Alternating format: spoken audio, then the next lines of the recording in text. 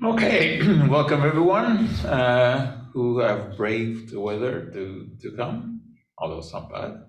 And the others who are watching online, as you know, this is dual thing that we do now. So we can watch it again when you go home if you don't get everything that you want out of it. Well, let me just tell you what you're not going to get here today. For the gentlemen, you're not going to learn how to pee better.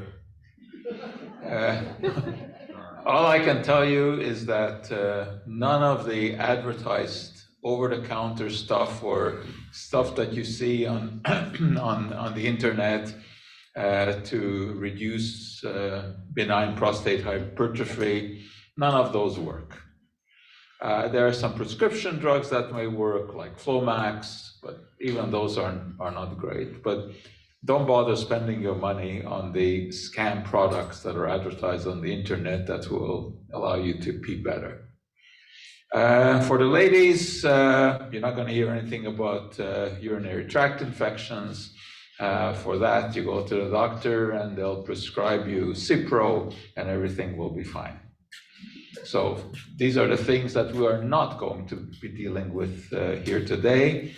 And if that pisses you off, too bad. We'll be dealing with other, I think, more interesting things.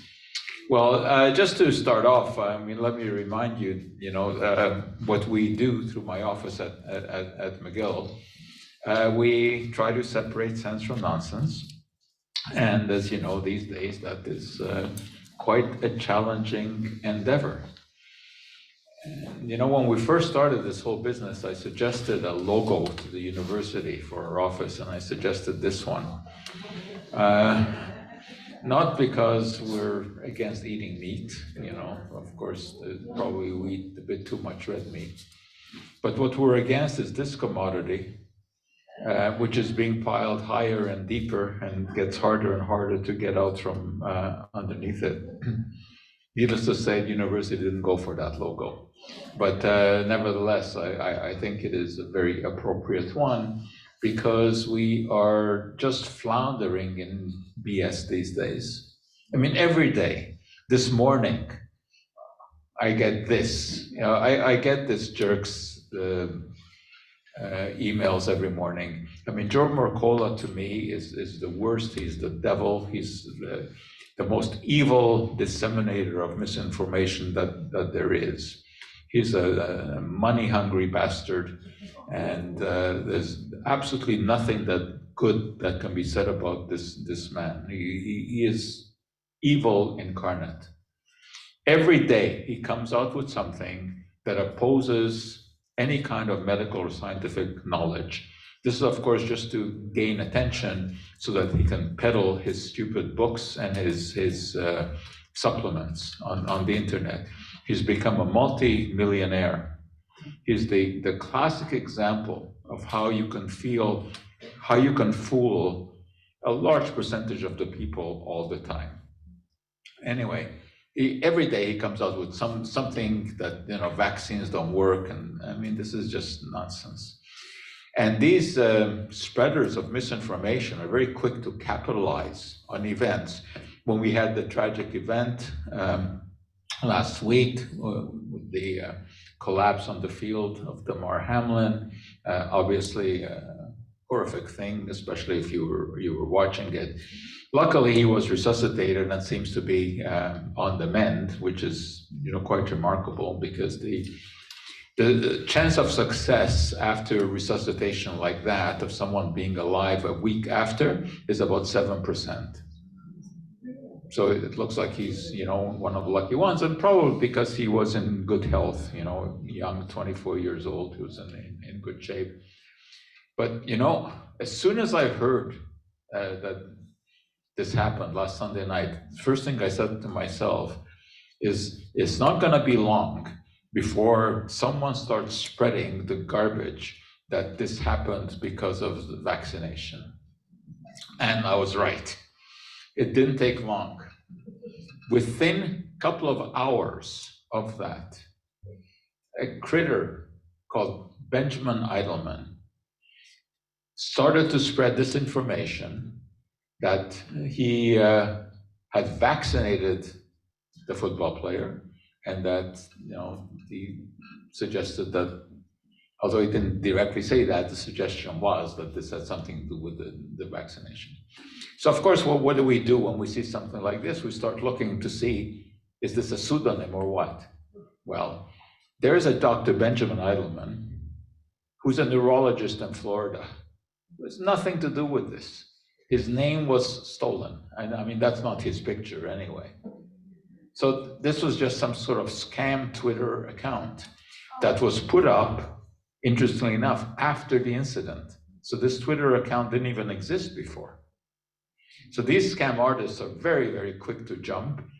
And another one that was spread very quickly was by this guy, Emerald Robinson, who's a reporter on Newsmax. Newsmax is one of these right-wing websites, like Fox. Everyone knows what happened to Damar Hamlin because it has happened too many athletes around the world since COVID vaccinations are required in sports. That's nonsense. Nothing like that has happened. There is a ridiculous movie on Netflix called Died Suddenly, which suggests this, but it's just nonsense. As is this quote by Emerald Robin. Who the hell would name their kid Emerald? Anyway, of course, as I told you, we separate sense from nonsense. And what is the sense? The sense is the factual information that we have. And this is recent research, just published last week. And the data is extremely good on this. And what they did, what these researchers did, is they looked at what was happening in terms of COVID, hospitalizations, infections, transmission of infection, deaths. And they plotted what would have happened if the rate kept going up the way it was before vaccination, and compare that to what happened after vaccination. So that's how they come to these conclusions. And you can see that there are millions of people who are alive today who would not be alive if it were not for the vaccination. This is the fact. This is not confabulation. This is what comes out of the data. And of course, people like Mercola will say, well, no, these are just fake facts that are made up. It's really unfortunate. But these days there is such scientific illiteracy that you can make people believe almost anything. You can make them buy almost anything. You can make them buy dehydrated water. Well, to tell you the truth, this actually is a joke item, but I think you could really sell it. All right, well, let's get down to the interesting matters of the day. Well, that is a joke item. This is not. All right, well, it isn't actually concentrated urine. No, that's not what these urine drops mean. This is a supposed medication to treat a variety of ailments, as you can see. For urinary tract infections, pain while passing urine, this is what you do. You put a couple of drops of this into a glass of water and drink it. What is this? This is pure quackery. What you have here is an array of various kinds of plant extracts, but in homeopathic doses. Now, I've spoken to you about homeopathy before, which is the most absurd of all the alternative remedies out there, because it is all based on the idea that you're using substances that are diluted to an extent that there's not a single molecule of the original left in there. I mean, homeopathy is just absurd. It is based purely on the placebo effect. And all of these are in what are called homeopathic doses, meaning that there's really nothing there. Unfortunately, desperate people will do anything to try to solve their problem. And these people, of course, cater to that. Now, there are supporters of homeopathy, such as King Charles. Still is a bit hard to get used to that term, King Charles, but that is just what he is. And he is a promoter of homeopathy. The whole royal family, aside from Harry, who's the sane one, has expressed beliefs in homeopathy. Of course, when they're really sick, they call in the real doctors. But other than that, they talk about homeopathy. Well, let's start by taking a look at the history of urine, because it is really quite fascinating. So we're going to go back a couple of millennia in history to Hippocrates. Hippocrates, of course, was the ancient Greek physician who, of course, occupies a very important place in the history of medicine. Why? Because he was really the first one to say that diseases are not caused by having done something wrong and having to suffer the retribution of the gods. Because the ancient Greek belief was that it was the gods that were, responsible for whatever happens. And of course, they had a huge selection of gods. And that disease was some sort of function of God's activities. And Hippocrates was the first one to say, no, disease is manifested in the body. Of course, he wasn't totally correct in everything he said about disease, but he was actually the first one to note that if your urine frothed a lot, then there was some sort of issue. Now, today we know that there is something to that, because the more protein you have in the urine, the more likely it is to form bubbles. He didn't know anything about the chemistry, of course, but he did note that there was an issue with that was a harbinger of disease. But just to be fair, Hippocrates also said a lot of totally nonsensical things, such as that bitter earwax is a sign of good health, but sweet wax is cause for alarm. And you can imagine that in those days, doctors would have tasted earwax to see what it was like. Incidentally, they would also taste urine, because if the urine, of course, is sweet, as a sign of diabetes. They didn't know what to do about that, but they did know that if there was something in the urine that tasted sweet, then chances were that person would eventually become sick. We'll take questions at the end. In the Middle Ages, something called uroscopy became important. This was the diagnosing of illness by looking at the patient's urine. The urine would be poured into a glass vessel like this called the matula. And this is actually an interesting historical item, because this one dates back to sometime in the Middle Ages. And it was believed at that time, if there was a discoloration of the urine in a certain way, then that was a sign of disease. And they had this wheel of uroscopy. And this is what doctors used in those days to diagnose illness. So you would pee into this glass vessel, they would hold it up to the light, and they would take a look to see what it matches, and each of those supposedly was associated with some kind of disease. There is no scientific validity to this. But of course, in the Middle Ages, medicine knowledge was so primitive that it made sense that you could diagnose disease by the color of the urine, because urine obviously was coming out of the body. So, maybe it was a reflection of what was happening in the body. But not everyone thought that this was good science. This gentleman, Dr. Bryan, did not. And he published this pamphlet in 1637, The Piss Prophet. And in this, he described what he thought was nonsense about looking at the color of urine. So it was sort of a little satirical text by this physician.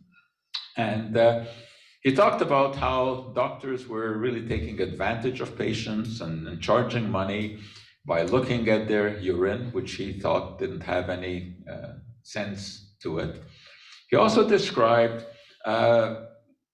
what he thought were magic tricks being used by some of these doctors. Now, I don't know what he was actually referring to, because it's very hard to get a copy of this original pamphlet, as you might imagine. 1637. It would cost a lot of money to get that. But in any case, he does describe this, and I think the suggestion is that some of these physicians would somehow put something into the patient's urine to make it change color so that they could then diagnose disease. So I'd like to have a look at that pamphlet, but given that goes for something of the order of $1.5 million if you want to buy it. I think I have to forego that. But I think that there's a discussion in there of some of these underhanded tricks that are being used. Now in 1669, Hennig Brand, a German alchemist, really put urine on the map in a very interesting fashion. The alchemists in those days, of course, were fixated on changing metals into gold. You know, whether it was lead or iron, they want to change into gold. Now, there are a lot of misconceptions about that, about why they were driven to do this. The basic misconception is that they were trying to do this because of the value of gold, monetary value. But that is not what was at the heart of alchemy. Now, gold was, but not in that way. Gold is the eternal metal, as it is called. It doesn't rust, it doesn't corrode. Coins at the bottom of the ocean that have laid there for centuries, when they are dredged up, look exactly the same. No corrosion whatsoever. So the alchemists thought that gold had this eternal life.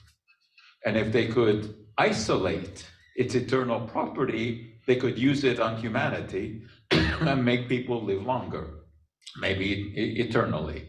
That is what the alchemists were after. Hennig Brand believed that this secret might be found in urine. Why? Because urine was the color of gold. And his idea was that we were all born with a certain amount of this eternal material, gold, in our body, but we slowly peed our life away. So he thought that he could isolate this magical substance from urine. So he got a large vat of urine and he began to heat it in order to boil off the water to see what would be left. He was looking for what came to be called the philosopher's stone. They thought that that was the magical ingredient in gold. So he boiled, and it took a long time, and the sun went down. Of course, they had no lights in those days. And then something remarkable happened. As this flask boiled to dryness, it began to glow in the dark. He thought for sure he had discovered the secret of life. He had not. But he had discovered phosphorus. Phosphorus is an element, and it is found in the form of phosphate in the urine. But when you boil urine down, some of the organic compounds in there, the carbon, will react with phosphate, remove the oxygen, and leave elemental phosphorus. So no, he didn't discover the secret of life. But phosphorus, of course, turned out to be extremely important because it would self-ignite, and this really was the beginning of matches. Now you can imagine that before this, fire, of course, which historically obviously was of great importance. How did you make fire before that? Well, either you kept fire going all the time and kindling new fire from the old one, or you had to use a flintstone. You know, you'd have to take Fred and rub him against Wilma and get a flint, get a spark. It was difficult business to make matches. But now with phosphorus, of course, it could be done. Not easily, because phosphorus is a difficult material to work with, and it is also highly toxic. And many of the women who made matches came down with what is called phossy jaw, because phosphorus will attack the bone and corrode it away. And basically, many of these women had their jaw dissolve. It was horrific business. This is also why some of you may know, if you're taking bisphosphonates, these drugs which are used to strengthen bone, one of the possible side effects of that is pain in the jaw. Well, that's the reason, because because the phosphorus will react with the bone in the jaw. So anyway, urine really was the source of phosphorus, which had a huge impact on society. And what do humans do when you know, have a new invention? You also look to see how you can kill others with it. And of course, phosphorus bombs were soon made, and you know, these incendiary weapons. And if you know some of the history of the Second World War, like the firebombing of Dresden, for example, all of that was done with phosphorus bombs. All right, well, let's progress to Napoleon, one of the most famous rulers in history, and the Napoleonic Wars. Well, what do you need to fight war? You need gunpowder. What is gunpowder? Well, gunpowder was first formulated by the ancient Chinese from sulfur, charcoal, and saltpeter. Chemically speaking, saltpeter is potassium nitrate. It is the nitrate that provides the oxygen that allows the sulfur and the carbon to burn. The basic feature of gunpowder is that when you light it, it burns very quickly. It produces a high volume of gases. And it's the high volume of gases that is of importance here. So for example, in the early days of artillery, they would put the gunpowder into the barrel of a cannon, put the cannonball on top of it, light the gunpowder. When the gunpowder burned very quickly, it produced a lot of carbon dioxide gas, and the expansion of that gas is what propelled out the cannonball. So to fight a battle, you needed gunpowder. You needed lots of gunpowder, which meant that you needed a lot of potassium nitrate, which is saltpeter. Producing that is not easy, but it can be done, and one of the ways that it is done is by using urine. So Napoleon issued an order that men were to pee into what were called urine pits. And the idea here was bacteria that are present would react with ammonia that's found in urine, convert that to nitrate, and when ashes from wood fire were added, which is potassium carbonate, you would get potassium nitrate. So Frenchmen were out there in the streets peeing into these vats so that the potassium nitrate could eventually be harvested from them. The gunpowder that we use today is smokeless powder. It's no longer the old-fashioned gunpowder. Today's gunpowder is made of cellulose nitrate, which doesn't produce any kind of smoke. But that came much later. That came in the late 1800s. So for Napoleon, during the Napoleonic Wars, potassium nitrate was extremely important, and those wars were powered by urine, as you can see. All right, let's go from Napoleon and skip across the Channel to England and King George III. King George III, of course, was the British king during the American Revolution. He was the king who was blamed for having lost America. Red coats, of course, the British always wore red coats. Where did the red come from? It came from a plant source. It came from the juice of the madder plant. And you remember how Paul Revere would yell, "The British are coming, the British are coming." Well, he could hardly have missed them because they were riding in their bright red madder-colored coats. But it's not the red color that is interesting when it comes to King George III. It was the color of his urine, which supposedly was blue. Now, there have been all kinds of books written about King George III, and of course, there have been plays and movies. The Madness of King George, right, was a very, very good movie. That actually was the name of the movie as it was released in North America, The Madness of King George. In England, The title of the play and the film was The Madness of King George III. They had to change that for an American audience.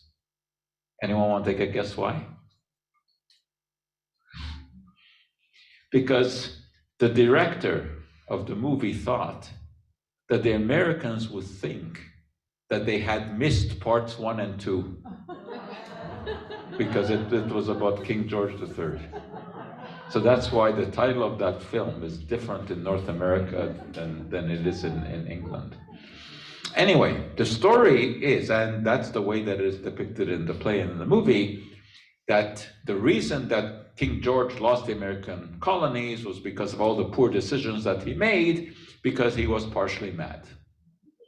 And a classic article was written about this, medical journal, The Insanity of King George III, by 2 physicians, McAlpine and Hunter, in which they proposed that King George suffered from a disease known as porphyria, and porphyria can have mental effects, and it also produces blue urine.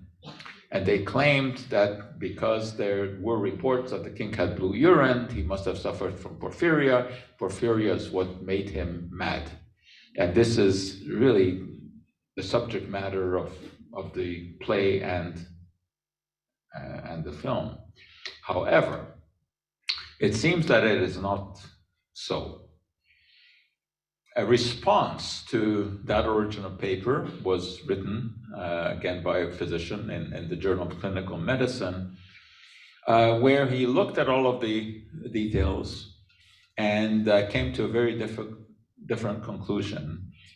King George was a profuse writer of letters, so they have a lot of information about his thinking from those letters. Anyway, it's a complicated story, but his conclusion was that really there is no evidence that the king suffered from porphyria. He doesn't argue about the fact that, about the blue urine. He says he may very well have had blue urine because he suffered from probably manic depression. That was his diagnosis. And mental problems in those days were very often treated with gentiana, which is a plant. And it's one of the rare blue plants. Blue is the rarest color in the plant kingdom. So it's an unusual flower. And this is with what the king was treated. And the fact is that some of that coloring can show up in the urine. So it's an interesting story. The movie is very good. Stars Nathaniel Hawthorne, and it's worth looking at. You can find it on one of the streaming services. It's a very good movie, but it does suggest that he suffers from porphyria, which according to the scientific evidence is not so. All right, so we hopped over from France to England. Now we're gonna hop across to Germany. And Friedrich Wöhler. Wöhler was one of the top chemists in Germany in the early parts of the 1800s.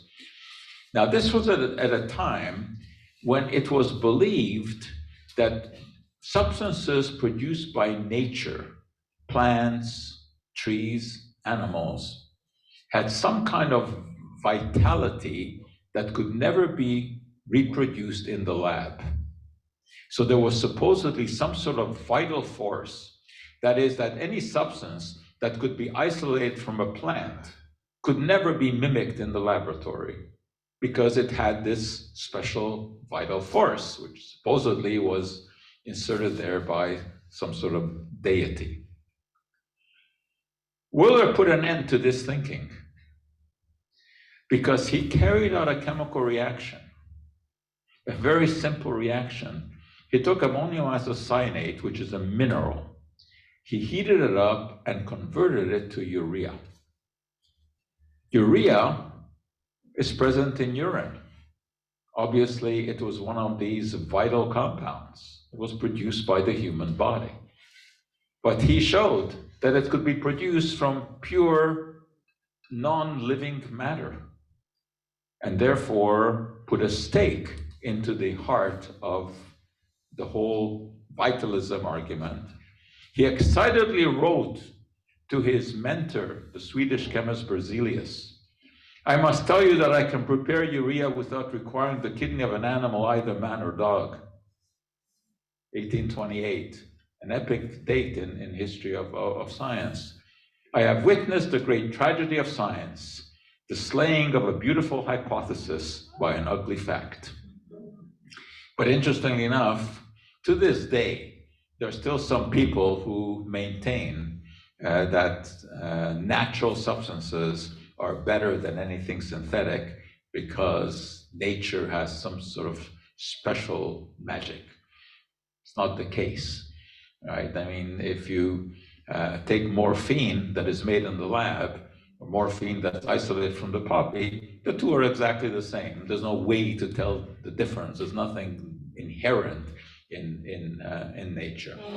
Anyway, Wöhler's urea became so famous that it was even exhibited at the St. Louis World's Fair in 1904, which was a huge World's Fair.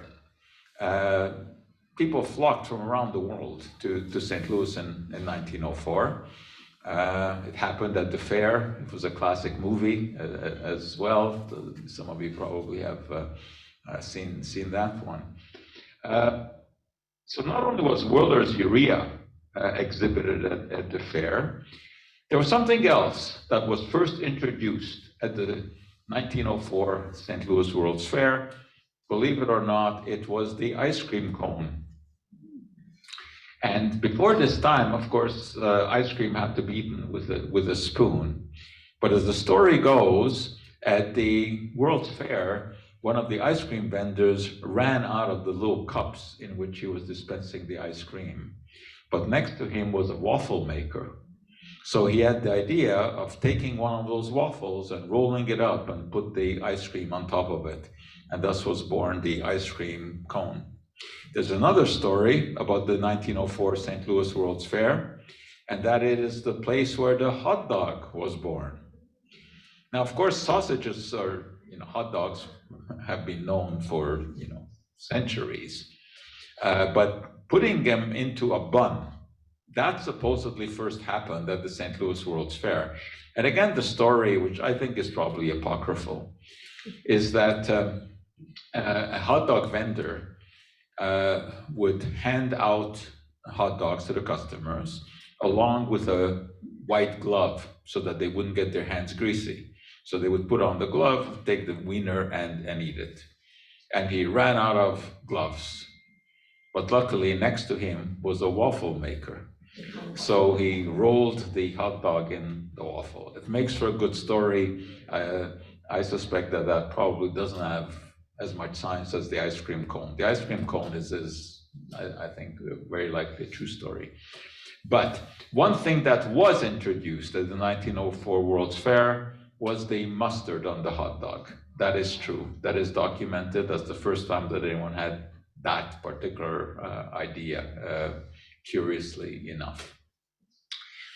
Okay, so now we've gone to Germany, from France to England to Germany. Now we're going to go all the way to India and the birth of indigo. Indigo, of course, is the blue dye, made famous by the uniforms of the British Navy, which were blue. And obviously, we still refer to that color today as indigo. And the reason it's called indigo is because it originated in India. So what is indigo? Indigo comes from a plant. And there it is. That's the plant with the yellow flowers. There is no blue in the indigo plant, which is interesting. That blue is created. Guess by what? Obviously, urine plays a role here. The compound that is found in the indigo plant is known as indican, and it is colorless. However, it can be converted to indigotin, which is the blue coloring. And the way that happens is by marinating it in urine. The chemistry here is very complex, but it is bacteria in the urine that will convert the indican into indigo tin. And this was the classic way of making this blue color. And that blue color, of course, has been known historically. Joseph's coat of many colors, the blue in it probably was made with indigo. The red was madder. The yellow, probably extract of safflower. Anyway, so indigo, of course, was a very, very popular color. And because so much of it was needed, it had to be grown on large plantations, which first started in India. But then as the color became more and more popular, plantations were also started in North America, in the United States. So in the southern US, there were a number of indigo plantations, especially once jeans became popular, introduced, of course, by Levi Strauss. Levi Strauss came from France, where he had been manufacturing textiles, came to America, noticed that the gold miners needed large pockets in which to put the gold ore that they would then process. He came up with jeans, and those jeans were colored with indigo. So there were large plantations in the southern United States. But therein lies a bit of unfortunate history, because many of those plantations, of course, were worked on by slaves. So just like cotton, indigo fostered the ownership of slaves. And this was put to an end by chemistry, more specifically by Adolf von Baeyer. Adolf von Baeyer was the German chemist, recipient of a Nobel Prize, who found a way to synthesize indigo industrially, that is in the lab, without the need for any kind of natural material. Started with compounds that could be isolated from coal tar, and was able to make large amounts of indigo. And this basically put an end to the need for slaves for indigo plantations. And also in India, it had a beneficial effect, because it was no longer profitable to grow indigo plants. So all of those plantations had to grow something else. And they started to grow rice, they started to grow wheat. And that, of course, was very important in India, where there had been a lot of hunger. So it's interesting that one discovery of how to make synthetic indigo had this global impact. So when you're talking about urine, of course, we ask the question of what is in it? What is in urine? Now, obviously, it has a very large water component. But besides that, there are over 3,000 compounds that have been isolated from urine. These are the ones that have been isolated, separated, and identified. There undoubtedly are many more. And of course, the composition of the urine will vary, obviously, depending on diet, depending on age, on physiological parameters. But urine is a very, very complex entity, said with over 3,000 different components. Now, there are some obvious features here, some that you are undoubtedly aware of, like this smell of asparagus, for example. Well, there's a compound in asparagus called asparagusic acid. And when you eat that, it is broken down into 4 different components, all of which have a very characteristic smell. And I mean, some of you will know what the urine smells like after you eat asparagus. And I say some of you. Why? Because there are some very interesting genetics that are involved here in 2 ways. Some people have the right genes to break down the asparagusic acid to the smelly compounds. Not everybody. That's a genetic trait. Furthermore, smelling of those compounds is also a genetic trait. Not everyone can smell them. So there are some people who produce the smell and can smell it, some who produce the smell but can't smell it, and some who don't produce the smell but can smell it. Babe Ruth was a classic.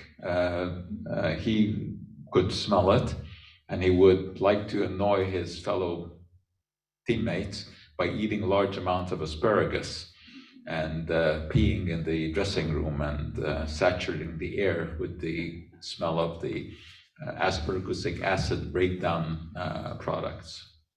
So asparagus also will produce some glutathione in the urine.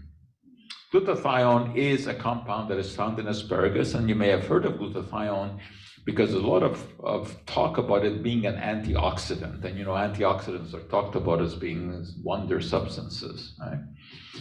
Well, glutathione is actually produced in the human body, and it does have physiological function. It is important.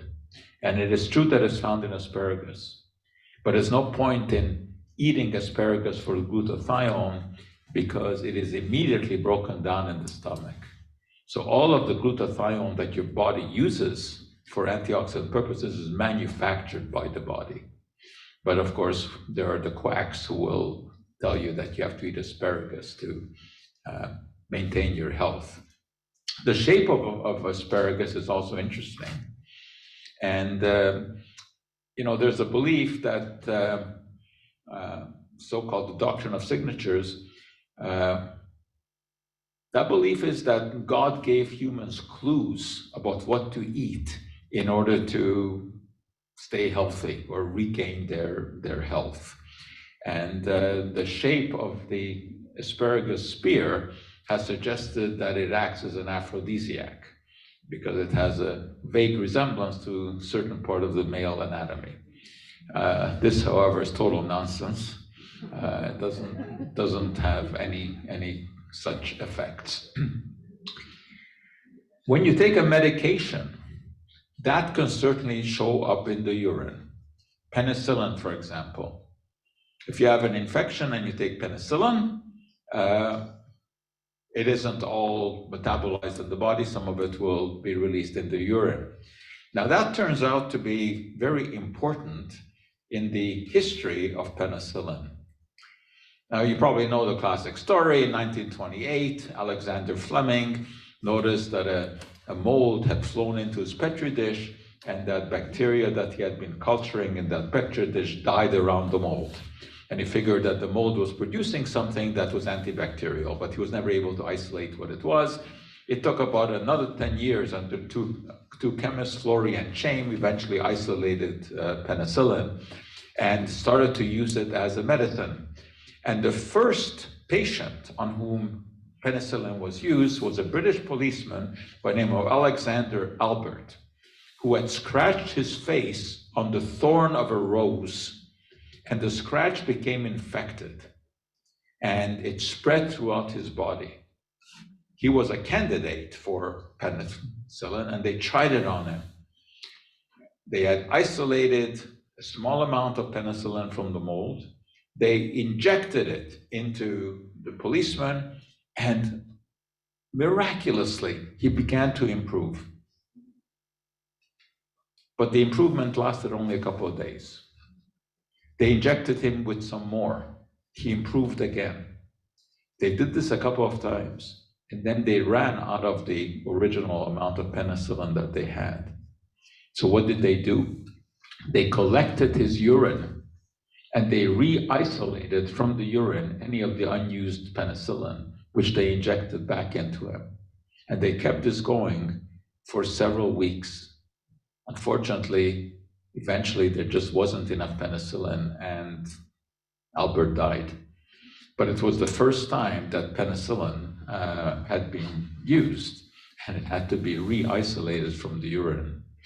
But in the meantime, they were learning how to produce large amounts of penicillin. The mold was being cultured in bedpans. Why? Because this was the only thing that was available during the war, during the Second World War. Metals were all going for use for the war efforts, but they had lots of bedpans in hospitals, and that's where they cultured it. And of course, penicillin made a very big impact on winning the war. The Allies had it, and the Germans were way behind. And this, of course, was hugely important. So much like penicillin, many other drugs show up in the urine. But what about manufacturing drugs from urine? There's one classic example of that, and that is Premarin. Premarin, name comes from pregnant mare's urine. What it is a estrogen that is used to treat menopausal symptoms. It used to be very routinely prescribed to women as soon as they hit menopause. Today, it is not quite as routinely prescribed because we know that it's not always a good idea to give estrogen. But anyway, it is still isolated from the urine of pregnant horses, and Canada is a big producer of this. There are large horse farms in Alberta totally dedicated to the production of Premarin. And so Premarin is indeed still a very, very important drug. There's one other substance that is isolated from urine, and this was isolated by Dr. Stanislav Brzezinski. He calls these compounds antineoplastons. Brzezinski is a terrible quack, and he has been involved in business of claiming that he can cure cancer for over 40 years without any kind of evidence. He runs a clinic in Texas, makes huge amounts of money off of desperate people, because when someone is told there's nothing more we can do for you, they will try anything. There's absolutely no evidence that his antineoplastons, which he claims to isolate from urine, or at least first he did, now they can be made in the lab. There's zero evidence that this does anything at all. And yet there are people who are spending fortunes traveling to that clinic.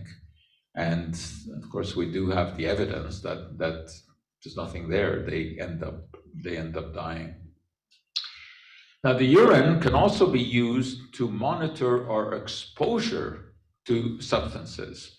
For example, bisphenol A. Well, you probably heard of bisphenol A. Bisphenol A is the stuff that is used to make the coating of food cans. It was used in baby bottles. It's a plasticky material. And the concern is that it is an endocrine disruptor. For example, these large containers of water, they're made of polycarbonate. Polycarbonate is made of bisphenol A, some of which leaches into the water. So we are exposed to this. And when you do studies in the laboratory in Petri dishes or with animals, you can see that this has hormone-like properties, which is always a concern. Well, we know that it shows up in the urine because we can take samples of urine and we subject it to our instruments, our gas chromatographs, and our mass spectrometers, and we can detect substances down to the levels of parts per trillion.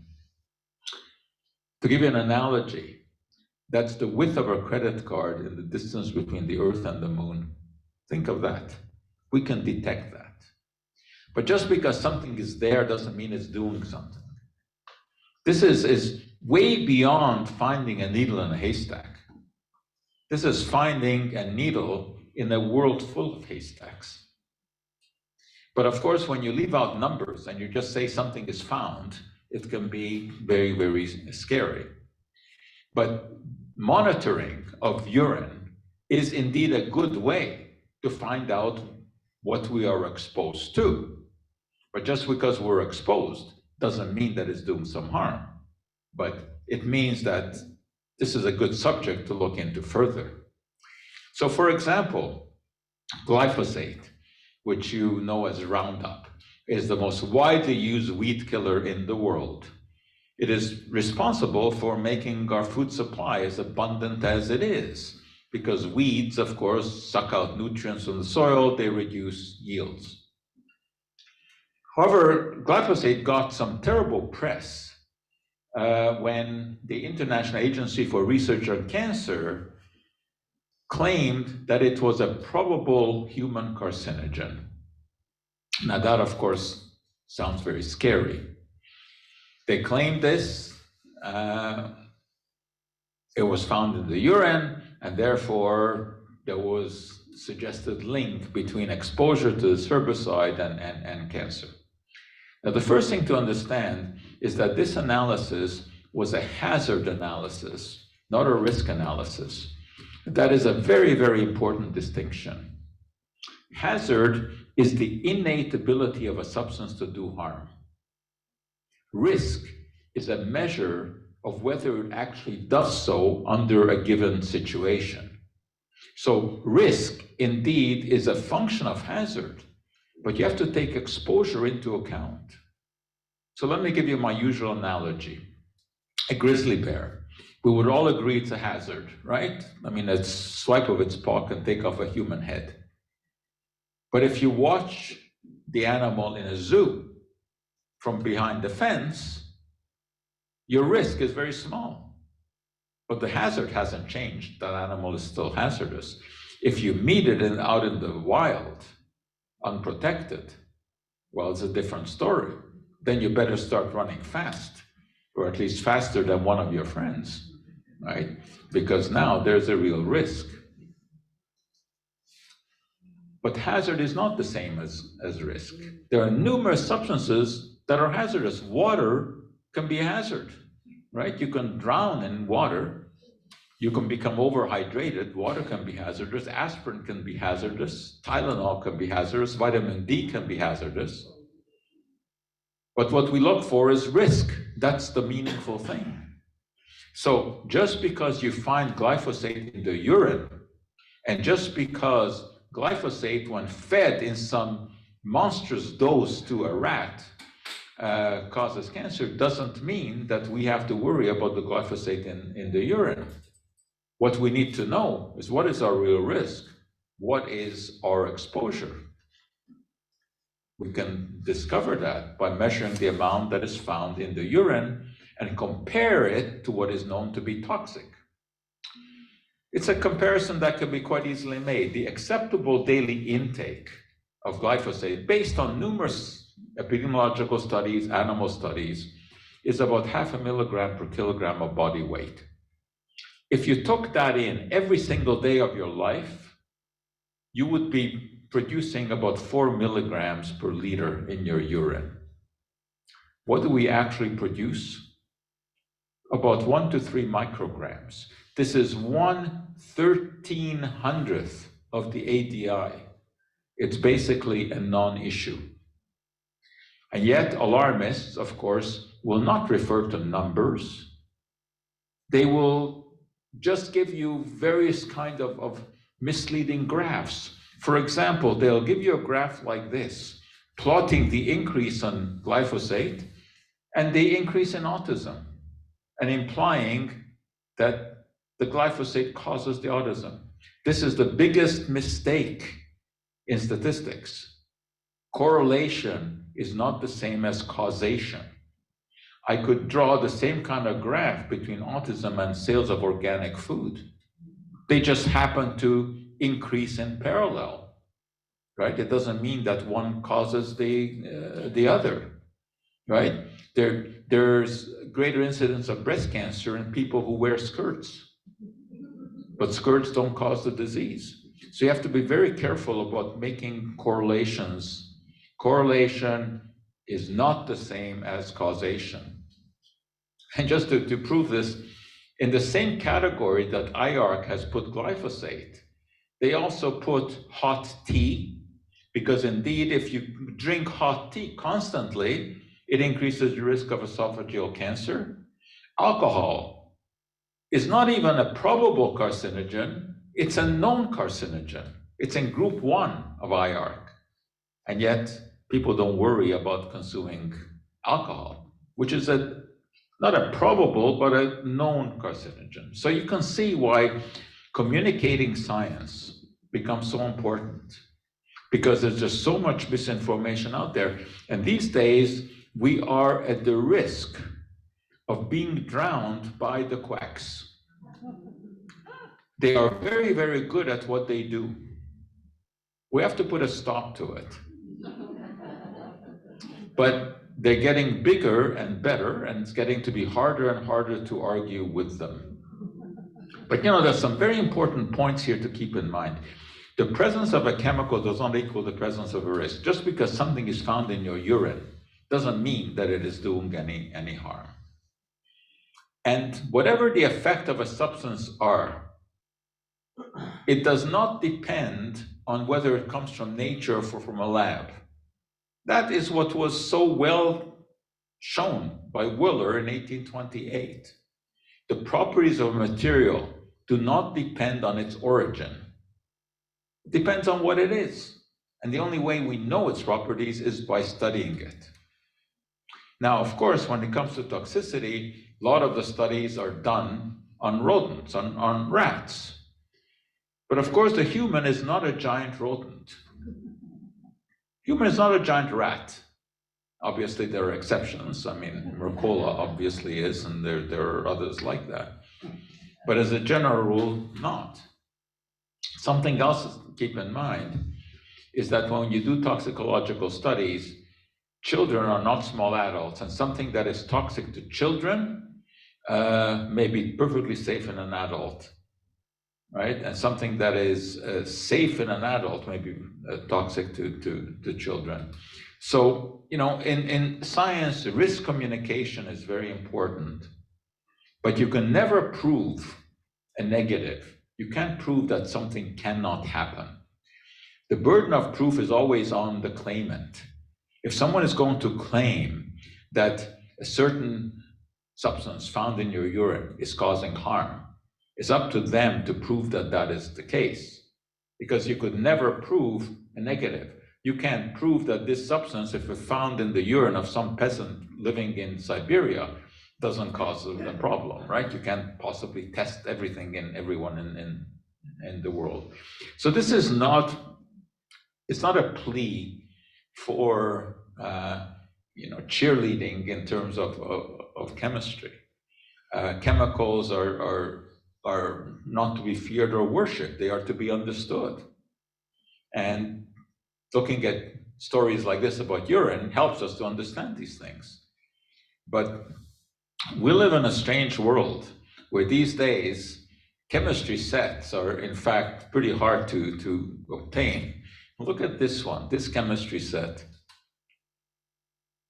No chemicals required. And this is the height of absurdity, to have a chemistry set that requires no chemicals, right? I think we need to educate people scientifically from early on. We need to continue this education through high school. Education is critical. This is what allows discoveries like this to be made.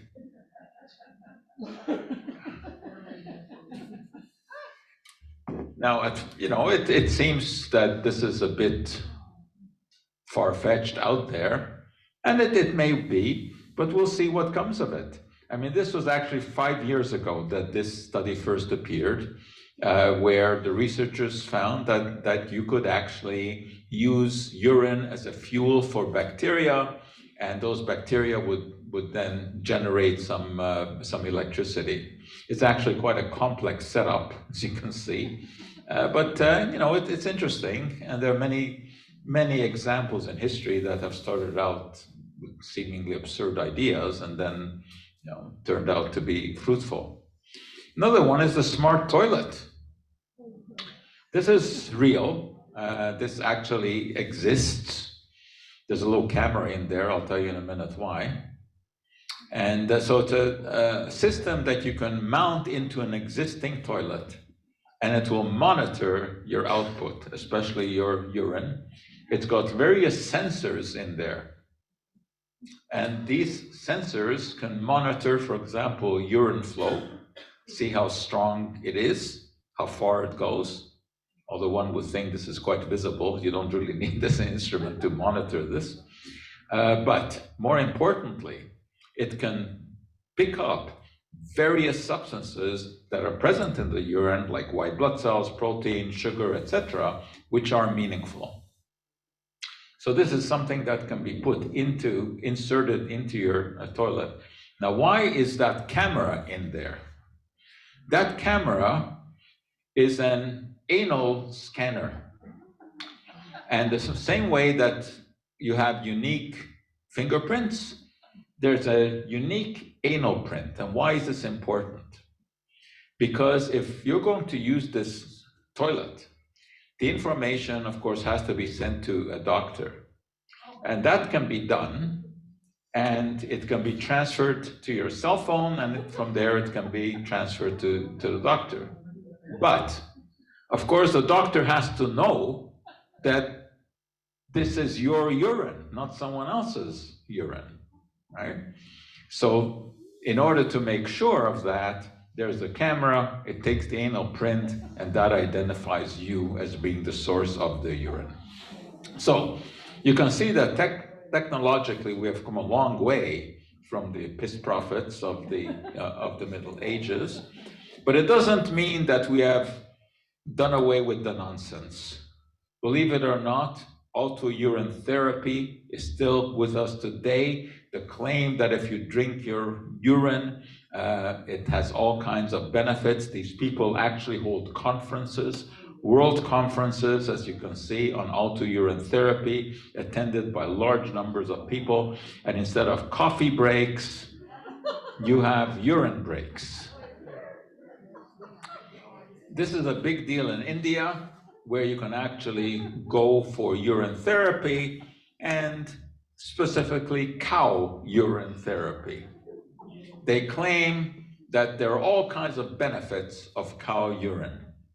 You can even buy this bottled stuff. You can actually buy it on Amazon. And they will tell you that this is good for all kinds of things, cure all. Of course, there's zero evidence for that. You can also make your own shampoo out of cow urine. So, as you can see, there's a tremendous need to separate the sense from nonsense. And as you can see, urine is a very interesting example of this, how there's a lot of fascinating, interesting things, but there's a lot of nonsense in there as well. All right, so if there are any burning questions, we can try to deal with them.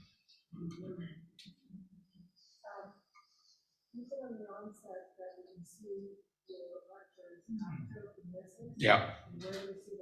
You just go to the Eleanor London Library website. It's there.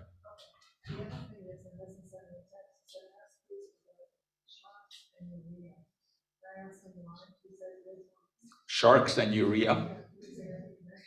Yeah. Well, I think I know the connection he's talking about. That if you pee in the water, it will keep the sharks away. Yeah, but it's not true. It's not true.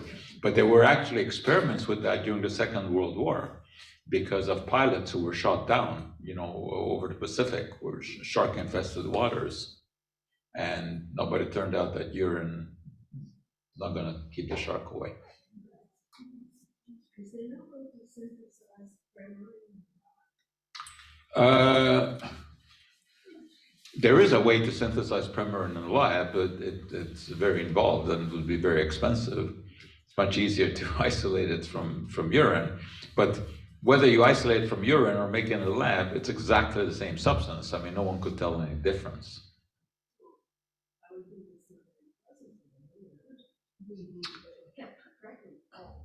Well, this is sure, and then PETA, People for the Ethical Treatment of Animals, are very much against those animal farms. Yeah.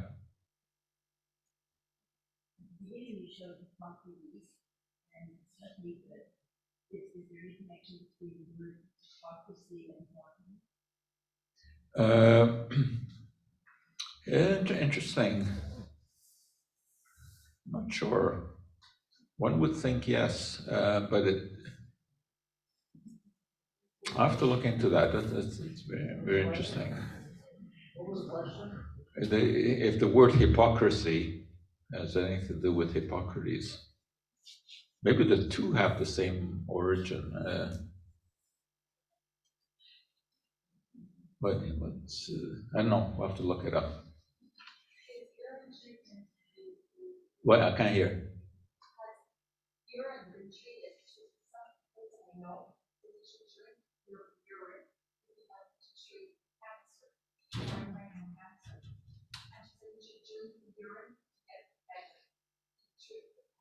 Find a new friend. Absolute nonsense. Yeah. So I say desperate people will try anything. But what you have to look to see, is there any evidence? There's zero evidence for that. And there's zero scientific plausibility for that. Forget it.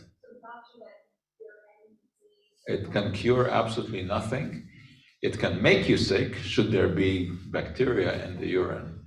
I mean, mostly urine is sterile, so you don't have to worry about it. But if someone is sick, you don't want to drink their urine. No, so forget that. That's nonsense. Stanley. Two questions. All of those illustrations, they also show men urinating. The difference between men's urine and women's urine. Number one. Well, it comes out from a different place. No, but are they comparable the same?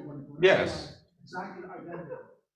Well, it's probably not identical because women, of course, will have more estrogen in the urine and men will have more testosterone. So there will be hormonal differences. There's all illustrations that show those men. So all these illustrations that you showed. Yeah, well, it's hard to show women urinating. But the other question is, the policeman who was given the Yeah. course of treatment.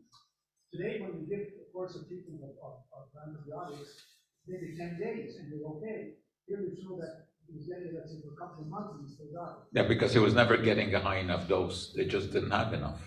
So we couldn't measure how much he was getting. No. This was very early days. I mean, they couldn't standardize doses. It was trial and error. Yeah. Non-infected, anyone non-infected, what is the normal color of the urine? The normal color of the urine depends very much on your level of hydration, on how much water you have been drinking. The normal color of the urine is slight yellow. And if you have very dark urine, it often means that you're not drinking enough liquid. It's because then it's too concentrated.